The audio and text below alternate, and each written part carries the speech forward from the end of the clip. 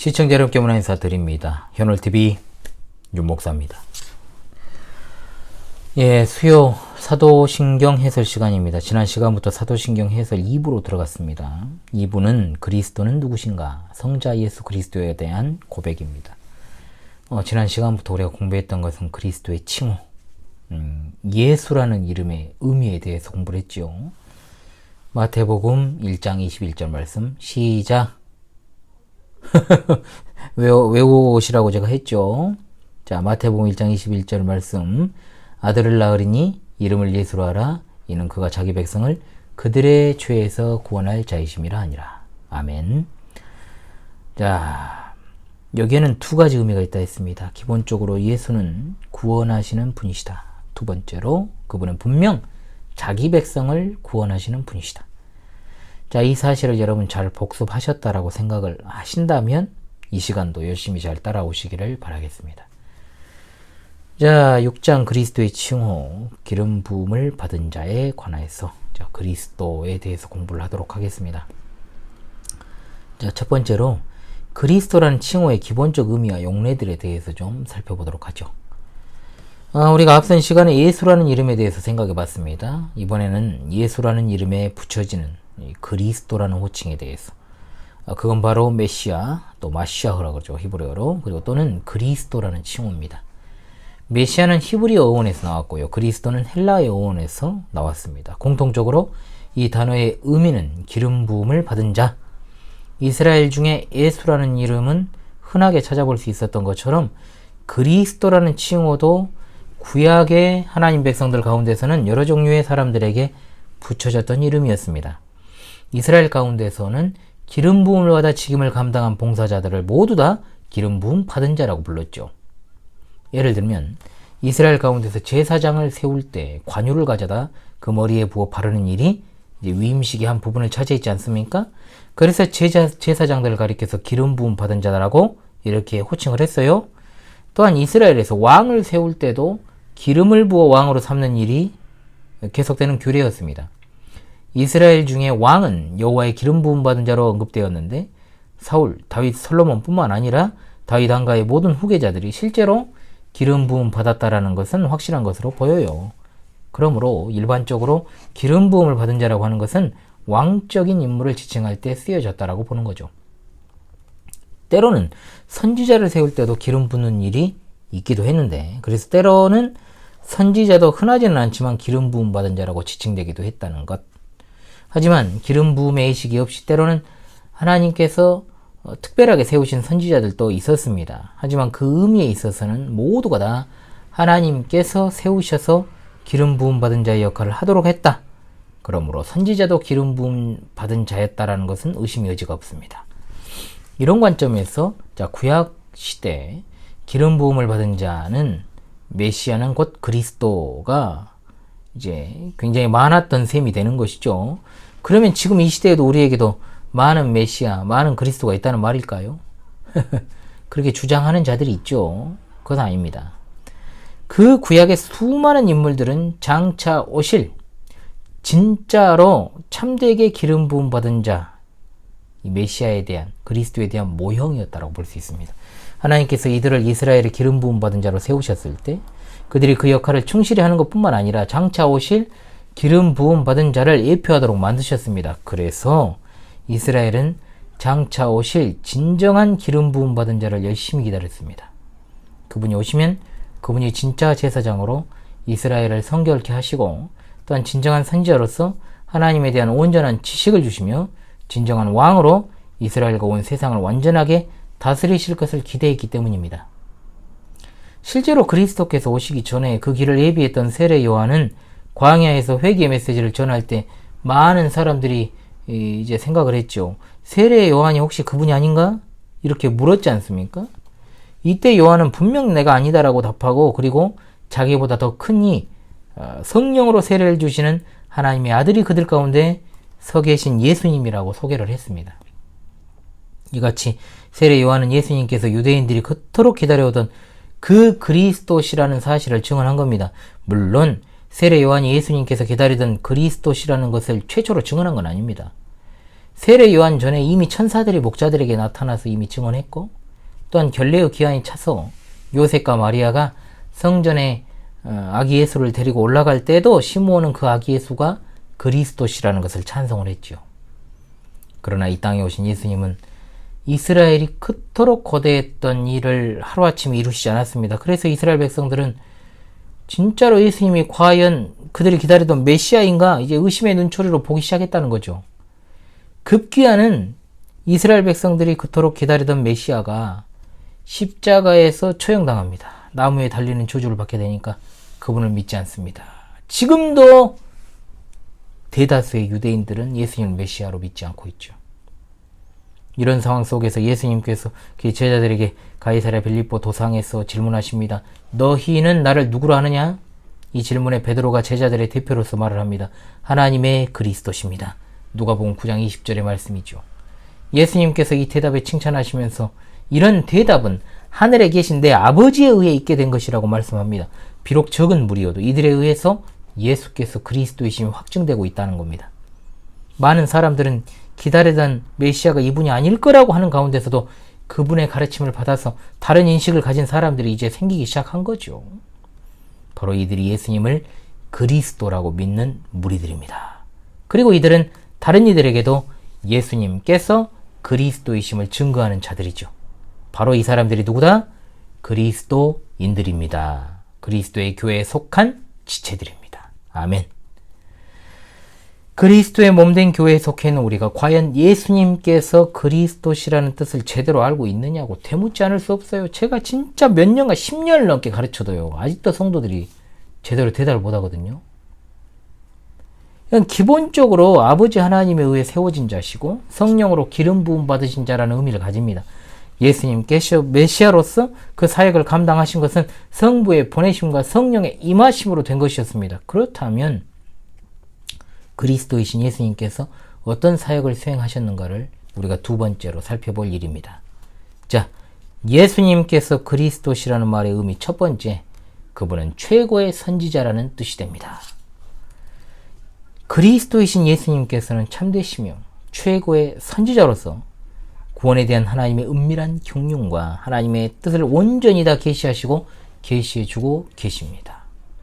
예수님의 선지자로서의 사역은 기본적으로 예수님께서 이 땅에 계실 때 제자들에게 자신이 누구시고 자신이 이루실 구원이 어떠한 것이며 그리하여 그분이 가져오신 하나님 나라가 어떤 것인지를 가르쳐 주시는 일입니다.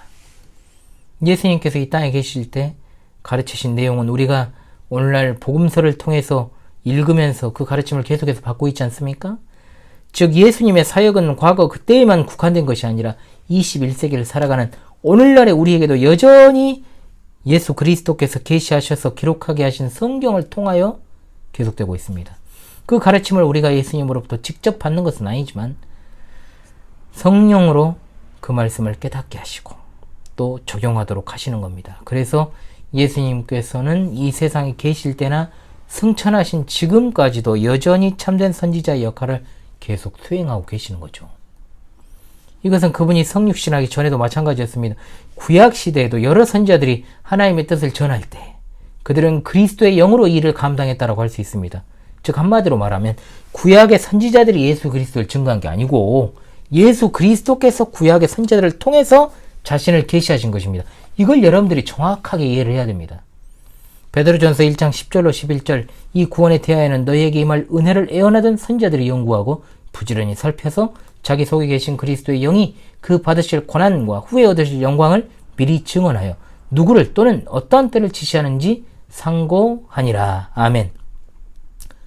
이런 사실을 믿는 우리가 성경을 열심히 공부하는 것은 당연한 일이지요. 자, 그분의 뜻을 깨닫고 그 교훈에 유의하면서 그의 뜻에 맞춰 살아가야 됩니다.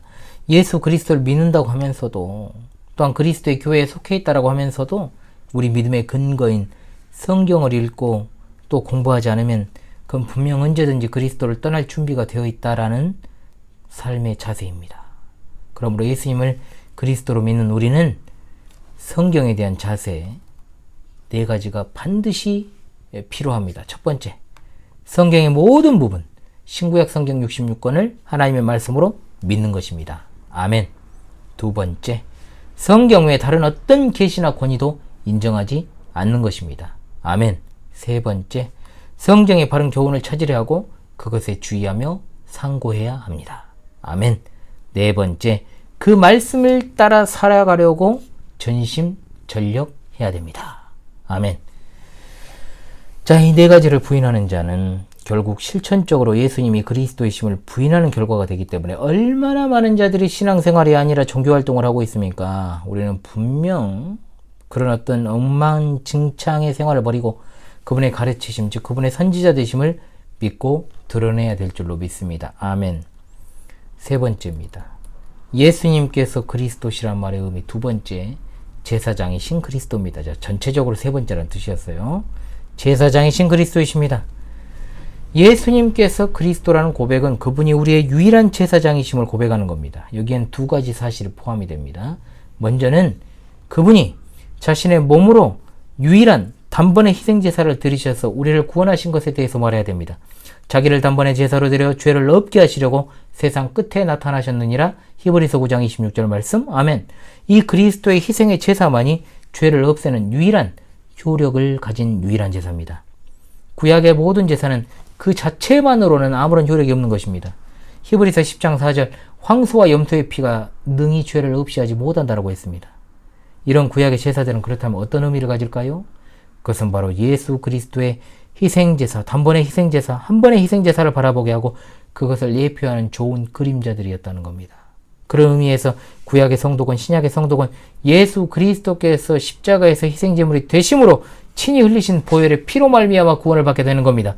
이 제사에 근거하지 않고 그 누구도 하나님 앞에서 의롭다함을 받을 자가 없습니다. 십자가의 공로로 의를 얻으신 예수님께서 그 의를 우리에게 전가해 주심으로 우리는 그분을 통해만 아버지께 나갈 수 있고, 따라서 그분만이 우리의 유일한 길이요 진리요 생명이 되시는 겁니다. 그러므로 우리는 여기서 굉장히 중요한 교훈을 얻게 되지요. 그건 뭐냐? 첫째로 그리스도의 희생제사 외에 다른 어떤 것에 의존해서도 하나님께 나아가려 해서는 안 된다는 겁니다. 로마교회 고해성사를 생각해 보십시오. 얼마나 그것이 그릇된 것입니까? 두 번째, 그리스도의 희생제사에 다른 무언가를 더해서 구원을 얻으려고 한다거나, 자, 로마교회의 공로주의와 또 로마교회 마리아 숭배, 성인 숭배를 생각해 보십시오. 이런 일이 있어서는 안 되는 거죠. 이거는 분명히 정통 교단 안에도 존재하는 것들입니다. 세 번째로, 그리스도의 희생제사가 그 어떤 점에서는 불충분한 것처럼 생각하는 것입니다. 가계저주론 제가 한번 다룬 적 있죠. 귀신론 등 아무리 꾸며 말해도 예수 그리스도의 그 그리스도 되심을 부인하는 것입니다. 알미니안도 마찬가지죠. 그리스도께서 모두를 위해 죽으셨으나 결국 그 구원을 완성하는 것은 인간이다. 얼마나 참담한 주장입니까? 그리스도를 믿는 우리에게는 십자가 외에는 어떤 번제단도 존재하지 않습니다. 무의식적으로 예배하는 것이나 기도하는 것을 제단으로 쌓는다고 말하거나 또 강대상을 제단으로 부르고 어떤 공간을 제단이라 부른다. 이거 진짜 잘못된 거예요. 이거. 이런 사소한 부주의가 우리의 그리스도의 어떤 유일한 희생제사에 대한 무지를 드러내는 일이 될 수 있다는 것 잊지 마십시오. 또한 그리스도께서 우리의 제사장 되신다는 건 그가 지금도 살아서 하나님께 중보 기도하고 계신다는 것을 뜻합니다. 그러므로 그리스도의 중보 사역은 영원한 것입니다. 예수는 영원히 계심으로 그 제사 직분이 갈리지 아니하나니 그러므로 자기를 힘입어 하나님께 나아가는 자들을 온전히 구원하실 수 있으니 이는 그가 항상 살아서 저희를 위하여 그들을 위하여 간구하신 민이라. 아멘. 히브리서 7장 24절 25절입니다. 그러므로 그리스도의 이 중보 기도는 그리스도께서 이루신 구원의 그 사역의 공효를 우리를 위해 하나님 앞에 제시하신다는 의미를 가지고 있습니다. 그로 인해서 하나님께서 우리의 기도와 우리의 예배와 우리의 삶을 받아주시는 겁니다. 모든 삶의 순간순간이 바로 그리스도 때문에 사는 것입니다. 그러므로 그리스도인이 그리스도께 의존하지 않는다면 누구를 의존하겠습니까? 그렇게 하지 않는다는 것은 그저 관념적으로는 예수님을 믿을지 모르지만 실천적으로는 예수님을 부인하는 실천적 무신론자의 모습입니다. 자, 네 번째. 예수님께서 그리스도시라는 말의 의미. 세 번째는 왕이신 그리스도십니다. 왕이십니다. 그분이 진정한 왕입니다. 과거 이스라엘의 왕들은 그분의 왕되심을 예표하던 자들이고 메시아의 사역을 통해서 이 땅 위에 임한 하나님 나라를 다스리시는 왕은 바로 그리스도 자신이라는 것을 기억하십시오. 그분이 우리를 왕으로 다스리시는 것은 정치적으로 다스리시는 것이 아닙니다. 말씀과 성령으로 다스리십니다. 우리로 하여금 성령의 능력으로 그 말씀을 잘 깨닫게 하시고 성령의 능력으로 그 뜻을 이루어 가신다는 뜻입니다. 그러므로 그분의 통치는 영적인 통치입니다. 그러므로 지금 여기서 그분의 통치를 받는다는 것은 그분의 말씀을 따라 순종하고 그분의 성령의 능력으로 그 뜻을 지켜나가는 것을 의미합니다. 그것을 하지 않는다? 그분의 통치를 거부한다는 것이 되는 거죠. 그분의 말씀을 지켜나간 이들은 결코 이 땅에서 쉬운 길을 걷는 게 아닙니다. 어렵고 고난에 찬 삶을 살게 되지만, 역경을 거치게 되지만 우리의 왕이 되시는 그리스도의 든든한 보호가 있습니다. 요한일서 5장 18절, 하나님께로서 나신 자가 그를 지키심에 악한 자가 그를 만지지도 못하느니라. 아멘. 이런 왕의 보호를 의식하며 살아가는 자는 믿음으로 살아갑니다. 그분의 가르치시는 말씀대로 일을 합니다. 그것이 바로 실천적으로 예수님을 그리스도로 인정하는 삶의 중요한 부분이죠. 우리의 모든 구체적인 삶의 정황 속에서 늘 성령을 통해서 말씀으로 통치하시는 그분의 손길을 느껴야 되는 겁니다. 자, 오늘 이 시간 결론 내리겠습니다. 그리스도라는 말이 함축하고 있는 본래적 뜻이 무엇인지 여러분 아셨습니까? 뭐 기독론에서도 제가 자주 다루는 내용이니까 많이 들었다 이런 생각이 드신다면 그걸로 족합니다. 그러나 이것을 우리의 마음에 새기는 것이 더 중요하겠죠. 아무런 의미 없이 예수 그리스도 이렇게 남발하는 것보다는 예수님께서 우리의 참된 선지자요 제사장이요 왕이심을 인정하는 것이 그분을 진정으로 그리스도 곧 기름 부음 받은 자라고 고백하는 것인 줄로 믿습니다. 그러므로 그리스도를 고백함이 입술로만 되는 것이 아니라 우리의 머리와 우리의 가슴과 우리의 손과 발을 통해서 전인격적으로 표현되어야 될 줄로 압니다. 예수님은 유일한 그리스도십니다. 우리는 선지자 되시는 그분께 배워야 됩니다. 그분을 통해서 거룩하게 됩니다. 그분의 통치와 다스림을 받아서 세상에 대한 우리의 통치권을 행사해야 되는 겁니다. 그런 자들이 바로 그리스도인인 줄로 믿습니다. 자, 오늘 사도신경 제2부 그리스도는 누구신가? 성자 예수 그리스도에 대한 고백의 두 번째 시간, 그리스도의 호칭에 대해서 공부를 했습니다. 자, 다음 시간에는 이제 하나님의 아들이라는 호칭에 대해서 공부하는 시간을 갖도록 하겠습니다. 복습에 여러분 충실해 주시고요. 참으로 이번 시간도 수고하셨습니다. 지금까지 현월TV 윤목사였습니다. 감사합니다.